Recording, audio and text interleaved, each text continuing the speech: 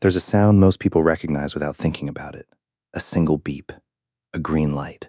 The quiet confirmation that you just spent money you haven't earned yet. And in that moment, in that fraction of a second, you feel something strange.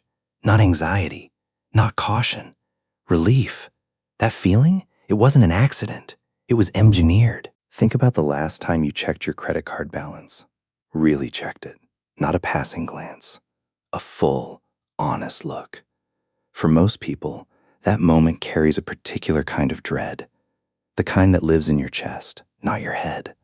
A low hum of guilt and confusion. Because the number never quite makes sense. You didn't buy anything extravagant. You weren't careless.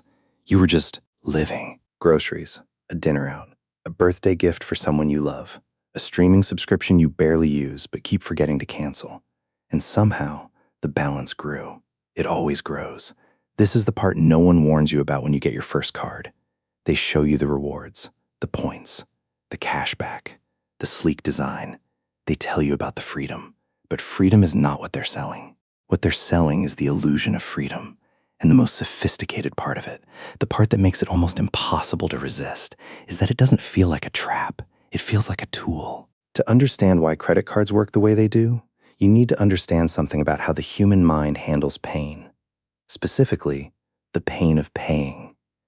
Researchers call it the pain of paying. And it is, quite literally, a neurological event. When you hand over cash, physical, tangible money, a region of your brain associated with discomfort activates. You feel the loss, you hesitate, you reconsider. But when you tap a card, that region barely stirs. The transaction is abstract, the money is invisible, the loss is delayed. And when pain is delayed, the human brain discounts it, not metaphorically, biologically. We are wired to treat future suffering as less real than present pleasure. This is called temporal discounting, and the credit card industry understood it long before behavioral economics had a name for it. But it doesn't stop there. There's another principle at work, one that is quieter, but just as powerful. It's called anchoring. When you receive your credit card statement, there's always a number highlighted in a special way. Not the full balance, not what you actually owe, the minimum payment. That number is tiny by design. It's there to anchor your perception of what's reasonable, what's manageable, what counts as handling it.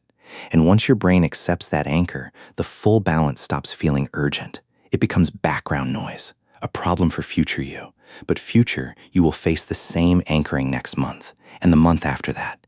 This is not a coincidence. This is architecture. There's also the psychology of rewards programs, perhaps the most elegant manipulation of all, because the points feel like a game, and games are engaging. Games are motivating. You spend more to earn more. You unlock tiers. You reach thresholds. You feel a quiet pride when you redeem miles for a flight, as though you beat the system. But the data is clear. People with rewards cards spend significantly more than people without them. The cash back you earn almost never exceeds the interest you accumulate if you carry any balance at all. You didn't beat the system. The system used you to beat yourself. Consider Sarah, 26 years old. First real job. First apartment. Smart, organized, careful with her decisions. She gets a credit card because everyone tells her she needs to build credit, which is true. She uses it for small purchases, pays it off. Things are fine. Then one month, something unexpected comes up, a car repair. She puts it on the card, tells herself she'll pay it off over 2 months. She does. But now the card has a balance history. The bank quietly raises her credit limit. The higher limit doesn't feel like more debt. It feels like more room. 6 months later, Sarah's balance is 3 times what it was. She's not irresponsible. She's not reckless. She's just been living in a system designed to gradually expand the ceiling of what feels normal. This is called credit limit creep, and it's intentional. Or consider Marcus, 32, 2 kids, a mortgage. He signs up for a travel rewards card because the welcome bonus is too good to pass up. 40,000 points after spending $3,000 in the first 3 months. He hits the target, gets the points. But in those 3 months, he spent differently than he usually does, slightly more freely, slightly less deliberately, because there was a goal, a reward, a finish line. He crosses the finish line. He also carries a balance for the first time in years. The interest he pays over the next 4 months costs more than the flights he'll eventually book with the points. He doesn't notice because the points feel like winning, and the interest feels like a monthly line item, something routine, something expected. This is the genius of it. The cost is normalized.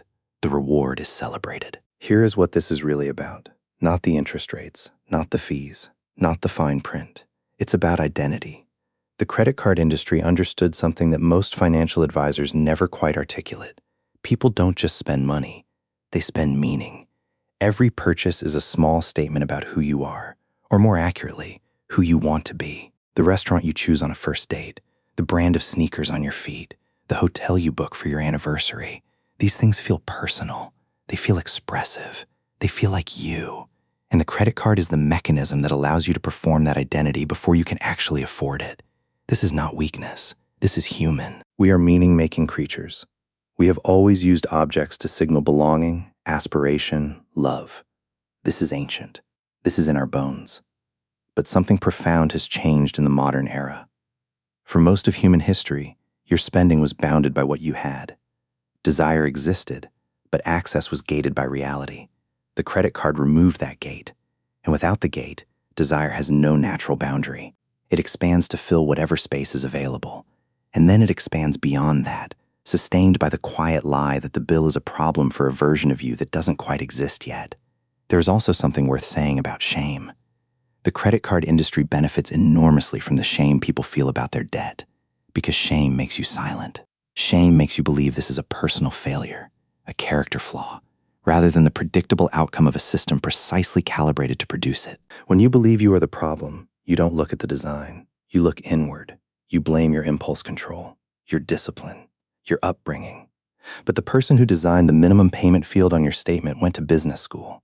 They studied behavioral psychology. They tested interfaces. They ran A/B experiments on how to present numbers in ways that minimize urgency. They were very, very good at their job, and their job was to keep you in debt, not cruelly, not maliciously, in the way we imagine villains to be, but systematically, quietly, in the way that systems operate when incentives are misaligned with your well-being. They profit most when you pay least. Think about that sentence for a moment. The company that issued your card earns more money the less of your debt you pay off each month. Their revenue model is built on your financial paralysis. This is not a conspiracy. It doesn't need to be. It's just math. And math doesn't need to hate you to hurt you. So where does this leave you? Not with a list of tips. Not with a 5-step plan. Not with advice you've already heard a dozen times and couldn't make stick. Just with this. Awareness changes things. Not everything. Not immediately. But it changes the texture of a moment. The moment before you tap the card. The moment when you receive the statement. The moment when you're about to make a purchase that feels like relief but costs like debt. Awareness gives you a pause. And inside that pause is something the system doesn't want you to have. A choice. A real one. Not the false choice between this card and that card. This reward tier and that one. But the deeper choice about whether you want to keep operating inside a framework that was built by people who profit from your inability to leave it.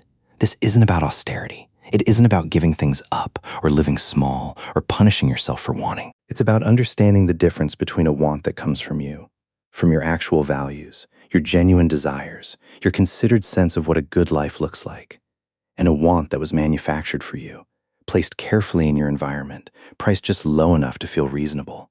Most people never ask that question, not because they're incurious, but because the system works best when the question never arises.